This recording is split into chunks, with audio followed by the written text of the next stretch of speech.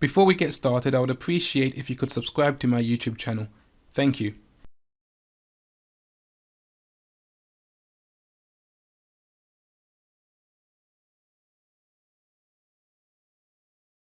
So in this video, I'm going to try and talk about the true potential and the true value proposition for XRP as a bridge currency transferring value, and you'll be able to see the true utility and what it can be used for. And we mostly focus on cross-border payments, but that is really just one aspect and one element of the potential of the XRP ledger. There is more to it than cross-border payments that it can actually process and transfer of value. It doesn't have to be just fiat currency or central bank digital currencies known as CBDC in cross-border payments. So when some people talk about XRP, and I think also, if this video is going to discuss like full utility of XRP. Now, if XRP can one day in the future, whether it's 10 years from now, 15 years from now, get to a stage where their blockchain is being used and it has full utility that is driving the price of XRP, then I see a high value for XRP, and I'm going to explain why. So you may hear me say, oh, I think XRP can be £1,000 per coin, £10,000 per coin. I mean, some people in the XRP community believe that one day it could be £100,000 per token, which is 6 digits, shall I say. So some people believe you can actually get that far one day. So I'm going to try and explain in this video the reasoning behind that and why people think the token is going to one day be very high value. And the reason why is that XRP does not necessarily have to just transfer CBDCs or fiat currency across its ledger. Remember, XRP is a neutral bridge asset, and the XRP ledger acts as a bridge, a conversion bridge that can convert anything of value that is tokenized. So as we know, it seems to be that things are moving in the direction of being tokenized, so that the banks are already talking about having a central bank digital currency to replace paper money, and it's still going to be part of the fiat system, but it's going to replace paper money and digital money. So they want to have a central bank digital currency. Precious metals can be tokenized.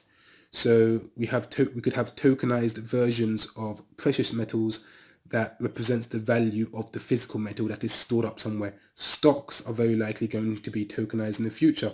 Some stocks are already tokenized on blockchains, like Algorand, for example. You can buy stocks for certain companies on Algorand, on their blockchain. The stocks are going to be tokenized likely. The whole stock market will probably be on the blockchain at some time in the future. Real estate will probably be tokenized in the future. We see NFTs with art, but NFTs could be non-fungible tokens representing real estate property. You own that NFT and it basically shows that you are the owner of said property, for example. So the whole real estate market could be tokenized.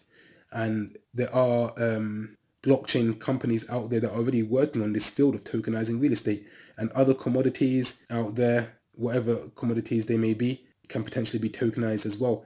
And then etc, because the list literally goes on things that can potentially be tokenized.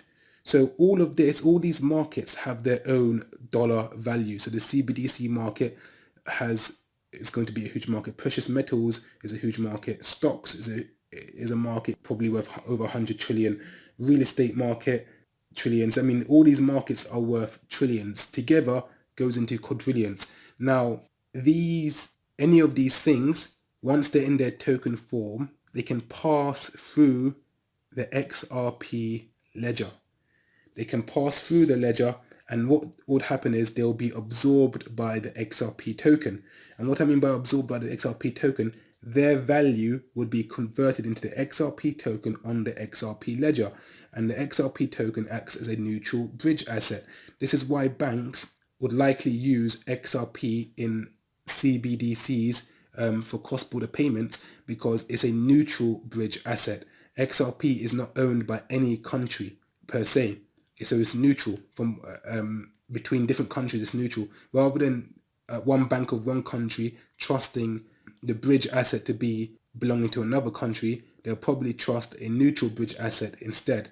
So the XRP is going to absorb the value of whatever is being passed through it, and it could then pass through this XRP bridge, and there'll be on-demand liquidity, and as a result of the on-demand liquidity, that token can come out on the other side to whatever you exchange it for. So here's an example. Someone has tokenized stocks. They want to sell their tokenized stocks and convert it into fiat currency or CBDC. They can pass it through the XRP ledger. It would act as a neutral bridge. The value of it would go through the ledger, and then it will be converted on the other side to whatever you wanted it. And if you wanted it to be a CBDC, it will come out as a CBDC, and it will do this instantaneous. It'll be instantaneous settlement in 1 to 2 seconds, and and this is known as on-demand liquidity. So there'll be liquidity on demand.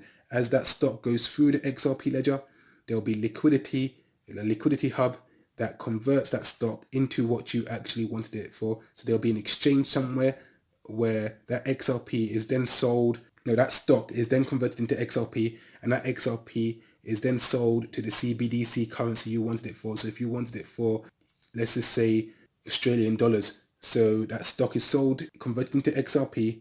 XRP is then sold for Australian dollars, and it comes out on the other side to whatever you exchange it for.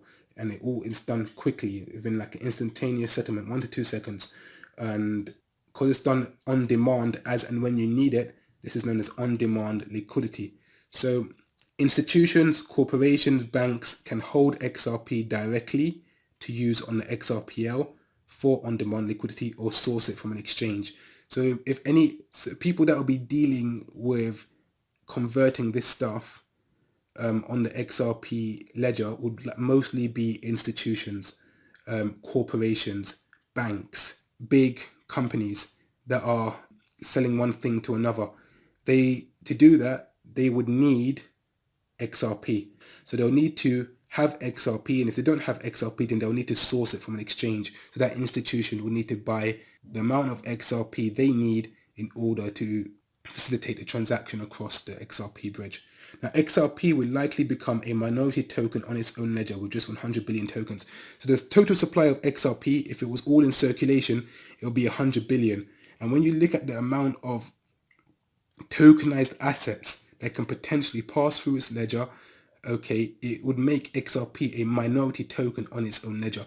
There'll be tokens in larger value and higher amount passing through the XRP ledger, and in contrast with the 100 billion, XRP would probably be the minority token compared to all the other tokens that are passing through its ledger. So this shows how the supply is actually not that large in contrast to the amount of tokens and value that will be going through its ledger. And the higher the price point for XRP, the more liquidity in the market and the less XRP needed for conversions. And this is what I'm going to discuss, this last point, why it's beneficial for XRP to be a high price in order to function and facilitate this on-demand liquidity, cross-bridge, instantaneous settlement. It needs to be at a high price to do this. It cannot really do this at a low price. And the higher the price of XRP is good for liquidity as well. So when the higher the value of XRP means there's more liquidity in the market. So it means these assets can go through the XRP ledger. XRP can be sold and to whatever, and it won't really make the price of XRP fall or anything like that, crash, because the price of XRP is so high and there's lots of liquidity in the market to be able to absorb that value. And the higher the price of XRP also means the less XRP is needed for conversions. So why XRP can't be cheap once utility kicks in? So here's an example. 100 billion XRP. Imagine XRP, the value of XRP is £1. So £1 equals 1 XRP. So the total, if all the supplies in the market, 100 billion XRP, that means if someone wants 100 billion worth of value needs to be passed through the ledger, it would require the entire supply to facilitate it, which is not practical. Now, you may think 100 billion is a lot of money, but bearing in mind that Swift alone in their messaging transfers sends out $5 to $6 trillion of value worth of dollars a day. That's the volume of Swift a day. Swift does 5 to 6 trillion a day. So someone wanting to just do 100 billion, that's not even what a fraction of what Swift does a day. An institution wants to send 100 billion and from any of these tokenized assets, or to be honest, to it, or all multiple different ones of them. 100 billion is wants to be transferred through the XRP ledger, and the price of XRP is £1.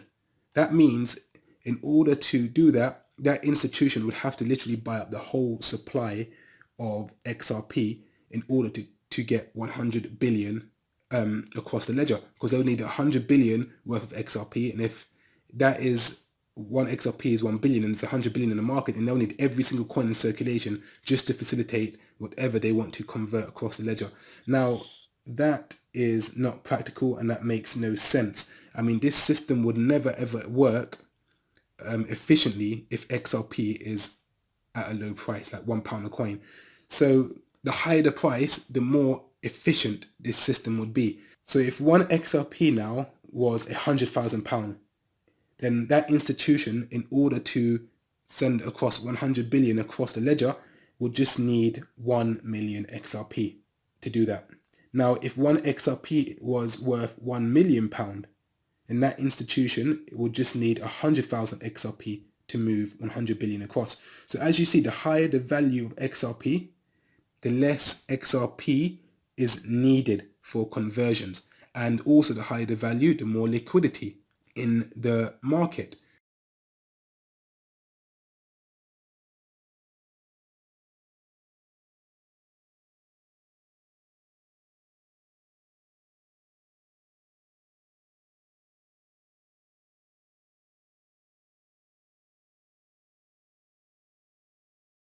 So it makes sense for XRP to function as a cross-border instantaneous settlement platform, providing on-demand liquidity using the XRP as a neutral bridge asset.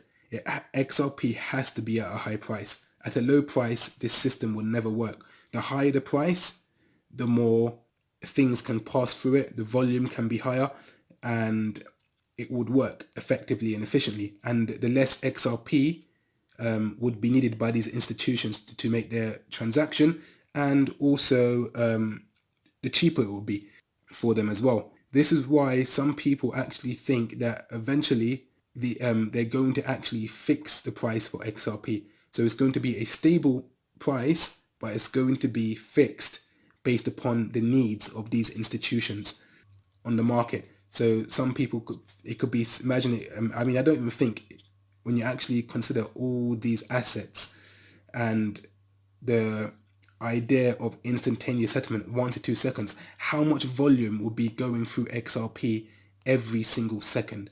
It will be in the trillions. So XRP at £1 is nonsensical, £10 is nonsensical. Bearing in mind, I'm talking about once utility kicks in. £100 is nonsensical. £1,000, is that even enough? £10,000, maybe now we're getting into 5 digits. Maybe XRP would be fixed at a certain price, and so people believe it'll be fixed at a certain price and it'll be increased based upon the liquidity needs. So imagine XRP is at £10,000 and institutions realize that £10,000 is not enough for the demand of what they need XRP for and what's going through the chain. So they need to increase the price. So they increase it to £20,000 per XRP. They increase it to £30,000 as a stable price for XRP, £40,000, £50,000 as a stable price for XRP, for them to basically have instantaneous settlement and convert one asset into whatever they want to exchange it for. Yeah, so they would, like, very likelihood, set the price of XRP based upon their demand for it and their need for it. And it won't work at a low price. The only way this system would work efficiently is XRP has to be at a high price. And this is only when utility kicks in. Now, speculation is driving the price of XRP. But once utility kicks in, it's only designed to go up. You will never see XRP going down once utility kicks in, because you just find more adoption, more usage for XRP as more things become tokenized, as more institutions realize on-demand liquidity is very useful and beneficial for them. And once that happens, the price would go up. You won't see XRP falling down anymore from speculation. It doesn't matter what Bitcoin does or whatever coin in the market does. XRP would be a token where its value is derived from utility, and what it's being used for is something that is unique, converting one thing into another instantaneously on demand, known as on-demand liquidity. So yeah, the price of XRP could be one day £30,000 a coin, and that won't be insane when you understand the sort of value that's going to be going through its blockchain potentially. And the value is not going to be in the millions, it's probably going to be in the quadrillions. This is the true value proposition of XRP and what it can potentially do once utility kicks in. And this could happen years from now. It may start off slowly with cross-border payments and eventually more tokenized assets, and XRP, as the utility increases, so does the price. And as the price goes up based upon utility, it just won't go down. So it won't work off of a small price. The higher the price, the better it is for these institutions, and the more convenient it is for them, and the less XRP they need for conversions. I mean, if they could do millions of transactions of a couple of XRPs, they'll probably prefer that than having to buy loads of XRP to do what they need to do. Yeah, so that's my 3 video series. I hope you guys understand XRP better and its value proposition, and why this token potentially can be a 5-digit token. Don't forget to like, subscribe and hit the bell notification icon so as to not miss my next video. Take care and goodbye.